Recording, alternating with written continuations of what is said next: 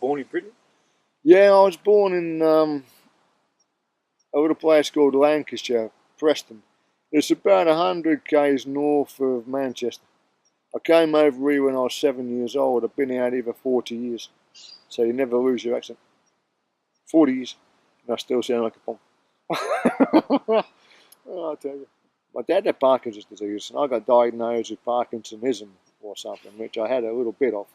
And that's why I'm on disability pension. But I also got diagnosed with post-traumatic stress disorder because I was bullied pretty badly all my life. I always have been. And that's why I don't really like being around people. It's not an easy thing for me to do this. It's easier for me to go and crawl under that bloody rock and hide. But to be around people like this, you wouldn't know how hard it is.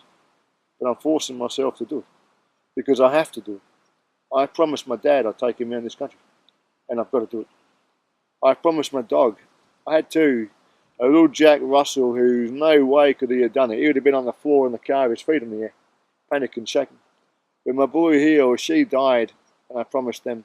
And I don't care if it's by hook or by crook or how the hell we're going to do it. We're going to travel Australia. Even if I'm homeless for the next 10 years, I don't care. I spoke to a couple one day down at Eldell Parking Space near Townsville, man and a woman in a caravan, and they said they've been travelling. When they first went around Australia in their 30s, now they're in their 50s or 60s. It took them 7.5 years to travel around Australia. Some days they wouldn't even go more than 20 k's.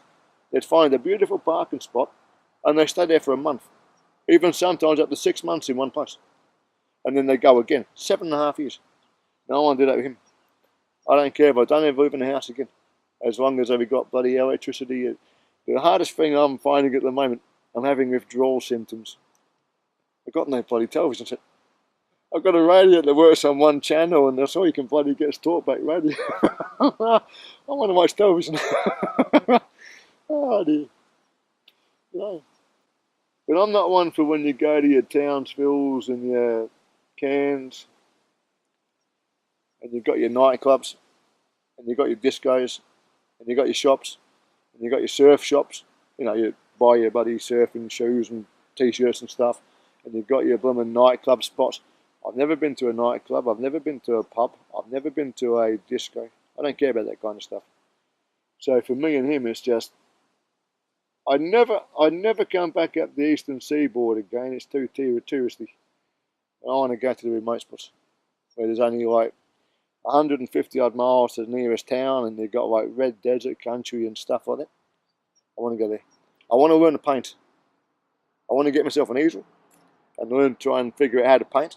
And I try and paint some bloody pictures.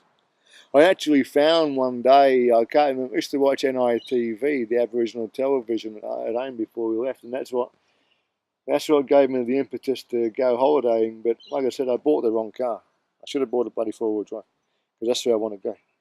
And I used to watch all these Aboriginal ladies go out into the desert. I'm watching them on TV doing these dot paintings. One day I actually found this piece of wood. It was shaped like what they call a coolamon. You know, about 3 foot long, sort of half round sort of shape. And it actually was really smooth on one side, but gum tree bark on the other side. And I thought, I wonder if I get a little stick, a couple of pots of paint, and do dot painting on that. But I thought, no, better not, because I don't want to, I wouldn't say sacrilege as much, but am I doing something that the Aborigines would turn around and say you're doing a bad thing copying us by doing dot painting, do you know what I mean? Like offending us. So I thought, no, I better not bother with it. So I'd like to learn how to do stuff like that. You go up the Northern Territory, apparently. When I went to Ayers Rock, they had this big, gigantic marquee outside of Yulara. And there was Aboriginal painting classes where you could learn to do dot painting and stuff like that. I had my dog with me. And I was going to do some classes and stuff like that, but that's what I wanted to do. I want to go and see the desert country of this country, like, you know, get away from the touristy spots. I kind of figured out that when your backpackers come to Australia, the biggest things they want to see are Cairns, Townsville, your Barrier Reef, your Great Ocean Road and stuff like that. Coming up the eastern seaboard is very, very, especially around Christmas time, nothing but backpackers, nothing but caravans. But if you get away from that and you go inland, it's a lot quieter. And you've got a lot of places where you've got people like this that are more genuine people. That's where I want to go. I want to go to the deserts and get buddy. I did a stupid thing. Imagine like a big giant sand dune, 100 foot high, and there's a little track going down the side of it. And me and my dog, it was kind of like baked turf. You could walk around it. Went and walking around this sand dune, got to the other side, and I went down on the ground and made like an angel shape on the ground and lying on the spinifex grass. And I didn't realise at the time that you can get buddy scorpions in the spinifex grass and stuff like that. I didn't think much about it, so that's why I'm still learning it. But I want to go to all that kind of stuff. I want to take him to where it's like the Red Desert country. I want to see the wet season in the Northern Territory, but I'm a bit worried it's going to be too hot for him. I want to go to the Kimberley and see the horizontal waterfalls. I want to go to Broome and see the Cable Beach and stuff like that. I want to go right top. If I had the chance, I'm about 200 k's from towns. Oh no, probably not that far from town. From here, roughly, from here back through to Atherton and back through to Aurora, I reckon it's about 200 k's. If I had the chance that my car would do it, I'll go up Cape York tomorrow. I'd just say, right, throw him in the back of the car and let's go. Because I'm bloody kicking myself. I couldn't go to Cape York, I tell you. Thursday Island and all and stuff like that. So I used to ride horses years ago, and I got thrown off a horse 3 or 4 times. And one guy said to me, look, get thrown off the horse is not the hardest part. Getting back on it's the hardest part. Because if you're too scared now to get back on that horse, you never will.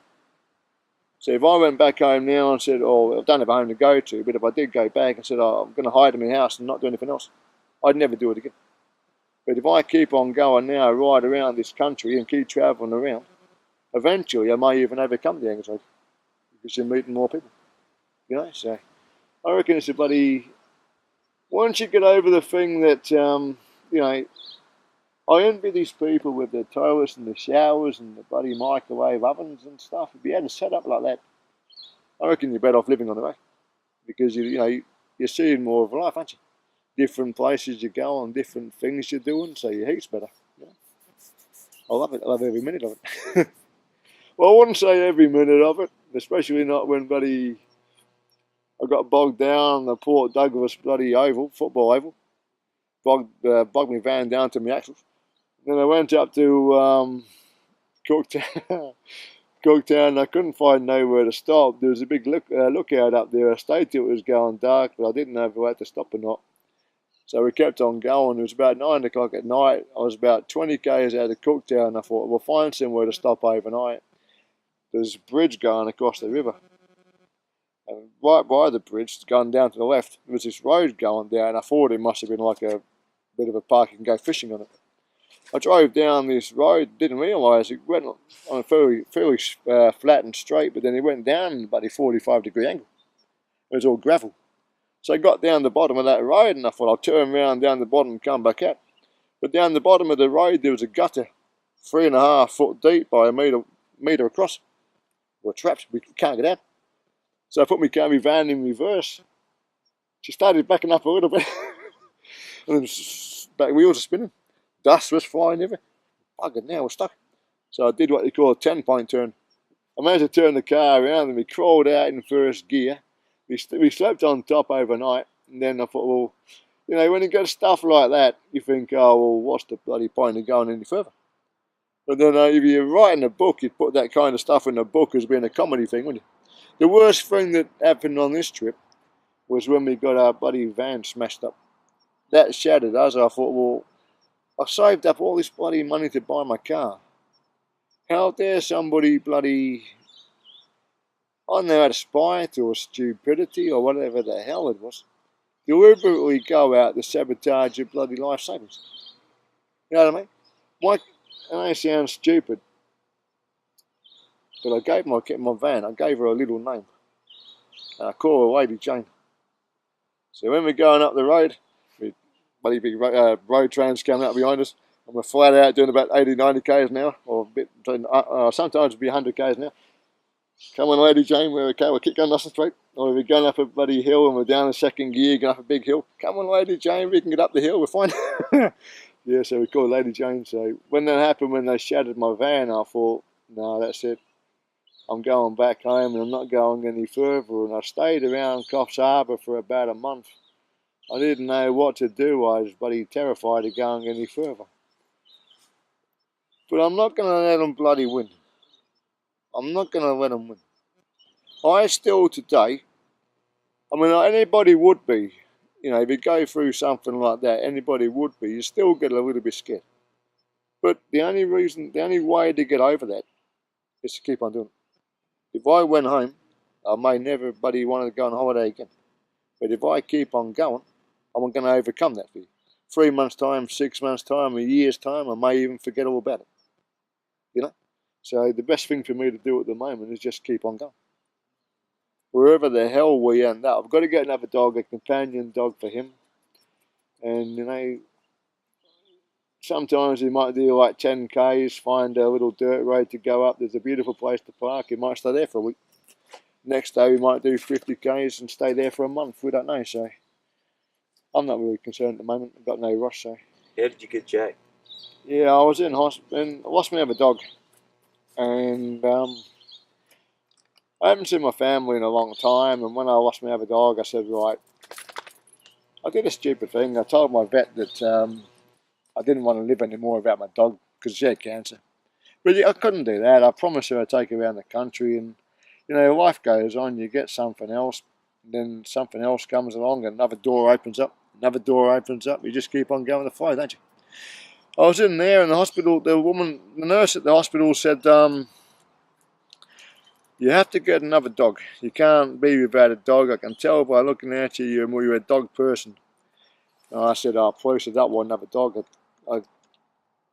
When you lose a dog, it takes you, I don't know, say 6 months to a year getting over losing that dog. I never had that chance. I was only in there for about a month or so, and she made me go and get this one. When we got him, he was in Adelaide. He was in a place called Virginia, Market Garden place in Virginia. You know those council caravans, those old silver roadside caravans? There was one of them in the middle of the paddock. And it had been raining for about a week beforehand. And the bloke, I got there and the bloke came out. I said, "Oh, come down, look at the border collies you got." He came out, he had a big bucket in his hand full of old chicken necks and carcasses and stuff, and he came over. He dumped them over the side of the fence where the trailer was, caravan was, and all the puppies come bolting out and the female dog's starving. Bloody starving.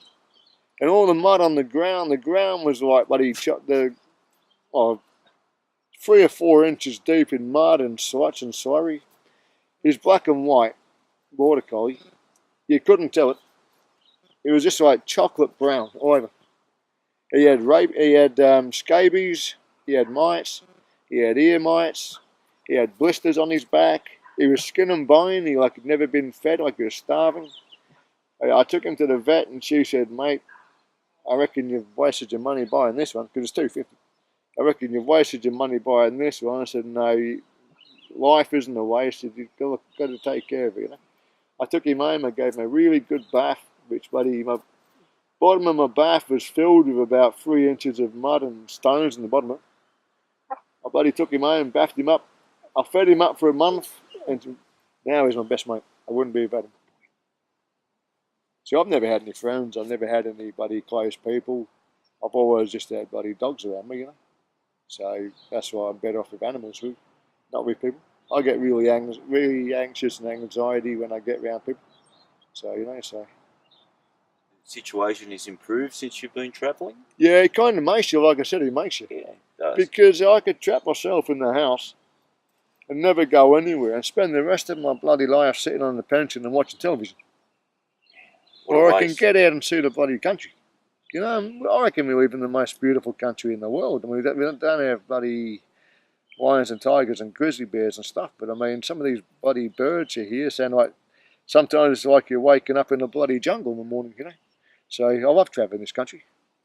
My mum and dad were never campers. My dad was a truck driver. And he reckons he spent enough time travelling the roads of this country anyway. Why did he need to go and bloody order? You know? And he ended up in a wheelchair, couldn't go anywhere, so I promised him we'd go and never did. So I'm doing it for my dad. I'm doing it for my dog, Jenny, that died, and my other Jack Russell, Danny. And I'm doing it for me, you know. So no matter what, even if everybody kills us, or it takes 20 years to travel this country, or if we love every minute of it, we have to do it. I want to do it, so we're going to do it.